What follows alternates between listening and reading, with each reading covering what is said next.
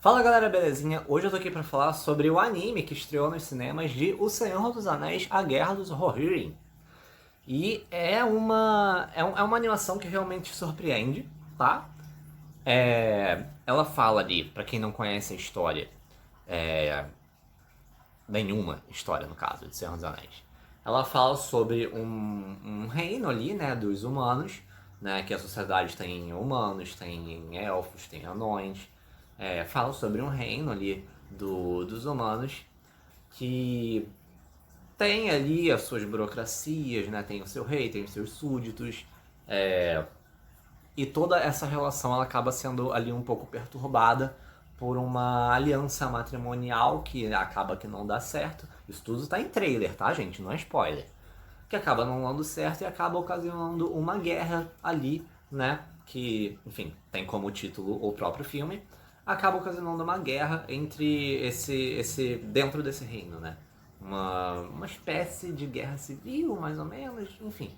Mas tem ali uma guerra extremamente forte, né? Com muitas baixas, né? Muitas baixas. Então é uma animação, não diria infantil, né? Porque ela tem violência. Não é necessariamente uma violência super explícita, tá? Mas você tem alusões às mortes que acontecem, óbvio.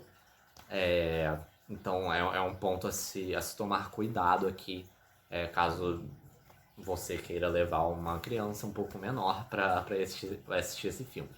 Mas é um detalhe importante aqui que você não precisa conhecer essa história dos livros ou qualquer outra história dentro desse universo, nos livros ou no cinema até. Você consegue assistir como se fosse um caso isolado, porque ela é exatamente isso. Ela é sobre uma princesa, né, que ela não tem muito reconhecimento nas obras no geral. Então, essa produção aqui cinematográfica é exatamente para colocar o holofote numa personagem que ninguém conhece. Ninguém conhece, nem livro, nem em filme, nem na série, em lugar nenhum. Então, você consegue assistir a esse anime sem comprometimento com o resto da franquia inteira. O que é bom, né? Porque pode, de certa forma, atrair até um público, mas que você, ao mesmo tempo, nicha um pouco aos fãs de anime. Eu, particularmente, não sou. Tá? Podem me julgar, quero nem saber. Mas eu não sou um grande fã de anime. Não é um gênero que me atrai. Mas eu gostei bastante desse filme. Gostei bastante. Eu acho que não só os traços conseguiram me agradar, mas a história em si, eu acho que ela foi extremamente bem contada. Ela, ao contrário das outras produções, né, de Senhor dos Anéis, que são muito conhecidas por serem produções muito longas, não é o caso aqui. É uma animação de uma duração normal de filme, ali em torno de 2 horas, sabe? Não é nada muito absurdo para você assistir. É um filme normal, né? Mas que ele é muito bem escrito. E você, obviamente, se você conhecer o universo, você vai notar alguns pontos ali importantes, mas se você também não conhecer, tá tudo bem. O ponto aqui desse filme é que ele é independente, né, do resto. Ele tem referências sim, mas nada que sejam cruciais para você entender a história que está sendo contada ali. E é uma história, cara, ela tem começo, meio e fim, e ela te engaja de um jeito muito surpreendente. Porque ela não tem uma premissa muito inovadora. Não tem, tá? Como muitas animações, inclusive. Mas a execução dessa animação, a execução desse anime, né? De Senhor dos Anéis, realmente surpreende, né? Como eu falei, não só pelos traços que me agradaram e normalmente não agradam, né? Que, como eu falei, não sou um grande fã de anime, mas eu acho que o jeito que a história foi escrita, né, torna os acontecimentos de certa forma imprevisíveis. Você sabe, claro, que algumas coisas ali vão acontecer, não é nenhum choque, inclusive, quando acontecem, mas o desenvolvimento para que essas coisas aconteçam ele surpreende.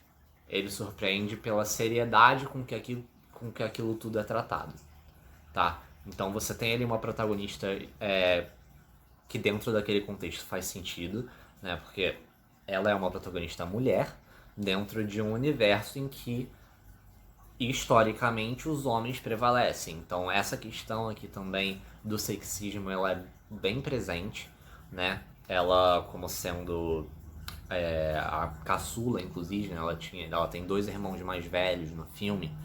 Então o pai dela ali, né, que era o rei, tem muito essa relação tipo, com ela como se viam realmente as mulheres naquele contexto, naquele cenário, naquela época, né, meio que de Idade Média. Então, essa questão aqui ela é muito forte, como eu falei, começou com um problema matrimonial. Então, a mulher ela é vista até como uma moeda de troca nesse sentido, né, sem voz, inclusive, para a escolha de com quem ela quer se casar, quando, enfim. Ela não é uma escolha dela, e sim da pessoa com quem ela. Da pessoa que vai escolher com quem ela vai se casar, né? Ela é muito mais uma moeda de troca, um acordo a ser fechado, do que qualquer outra coisa, né? Então, muitas coisas vão se desencadeando aqui, né? Muitos cenários aqui vão aparecendo, cenários importantes. E eu acho que a mitologia do universo como um todo, ela enriquece com essa animação e abre novas possibilidades, inclusive, né? Possibilidades para quê? Pra gente conseguir, não só pela série, né, que a gente tá vendo agora no Prime Video, a série dos Anéis do Poder, que eu gosto bastante, que tá trazendo, né, a origem dos anéis. Eu acho que produções como essa, como esse anime, podem funcionar no sentido de colocar os holofotes, exatamente a proposta desse filme, colocar o holofote em tramas que poucas pessoas conhecem ou que ninguém conhece, né? Trazer personagens, trazer histórias que realmente vão surpreender, que realmente vão expandir o universo. E depois, quem sabe, colocar esses pequenos contos, né, vamos colocar assim, né, no que foi trazido nesse filme, colocar eles numa dimensão maior, até colocar numa série de televisão, esses personagens, né, quem sabe eles conseguem ganhar esse espaço. Eu acho que funcionaria, eu acho que